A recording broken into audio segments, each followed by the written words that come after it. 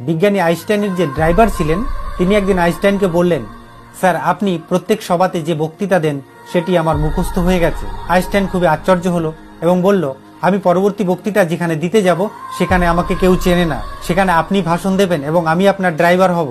এমনই হলো, পরের দিন ড্রাইভার মঞ্চে উঠল এবং আইনস্টাইন ড্রাইভার হিসেবে গাড়িতে থাকলো। ড্রাইভার হুবাহু আইনস্টাইনের মতো ভাষণ দিতে লাগলো। দর্শক খুব আনন্দের সাথে তালি বাজালো। কিন্তু কিছু লোকের সন্দেহ হলো, তারা ড্রাইভারকে আইনস্টাইন ভাবলো।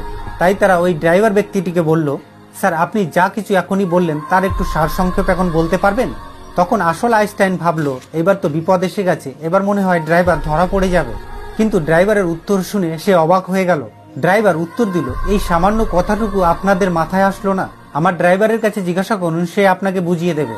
তাই যদি আপনি বুদ্ধিমান ব্যক্তির সঙ্গে চলেন তো আপনিও বুদ্ধিমান হবেন, আর যদি খারাপ মানুষের সঙ্গে মেশেন তো আপনার মানসিকতাও তাদের মতো হয়ে যাবে। বন্ধুরা, ভিডিও থেকে যদি কিছু শিখতে পারেন তো অবশ্যই একটা লাইক, সাবস্ক্রাইব এবং ফলো করে নেবেন।